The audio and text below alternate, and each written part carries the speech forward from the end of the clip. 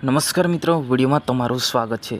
મિત્રો, દરેક સમાજ હોય કે આદિવાસી હોય કે ગમે તે સમાજ હોય, પરંતુ પોતાની જમીન જાય, પોતાની જમીન કબજે કરી લેવામાં આવે તો દરેક સમાજ વિરોધ કરી શકે છે।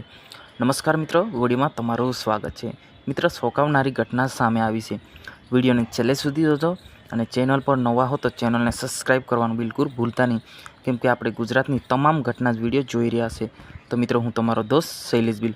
મિત્રો, વાત કરવામાં આવે તો ગઈકાલે એવી ઘટના ઘટી હતી વાંસદા વિધાનસભાની અંદર કે જ્યારે નેશનલ હાઈવે બનાવવા માટે જે જમીન છે એ સરકાર દ્વારા સર્વે કરવામાં આવી રહી, ત્યારે અચાનક ગામ લોકોને ખબર પડતા ગામ લોકો બધા ભેગા થઈને એનો વિરોધ કર્યો હતો।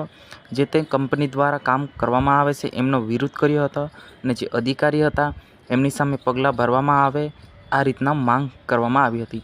મિત્રો, વાત કરવામાં આવે તો આદિવાસી સમાજમાં જોવા જઈએ તો મોટાભાગે ડુંગરાળ વિસ્તારમાં રહેતા હોય છે, યાની કે જંગલ વિસ્તારમાં રહેતા હોય, અને મોટાભાગે જે મોટી મોટી કંપનીઓ દ્વારા કામ કરવામાં આવે છે, રોડ હાઈવે બનાવવામાં આવે છે, એ પણ આદિવાસી સમાજનું વધારે જમીન જાતી હોય છે। તો એવી ઘટના સામે આવી છે વાંસદા વિધાનસભાની અંદર, જે કે હાલના ધારાસભ્ય આનંદભાઈ પટેલ જે છે એની વિધાનસભામાં આ લાગે છે।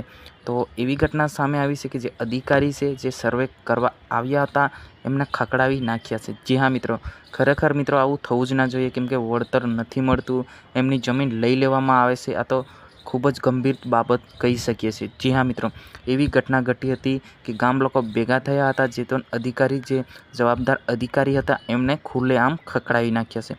મિત્રો, આને લઈને તમારે શું કહેવું છે અવશ્ય કમેન્ટ બોક્સમાં લખવાનું બિલકુલ પણ ભૂલતા નહીં, કેમ કે આ જે ઘટના છે એ વાંસદા વિધાનસભાની યાની કે આનંદભાઈ પટેલ સાહેબના જે આ વિધાનસભા ધરાવે છે।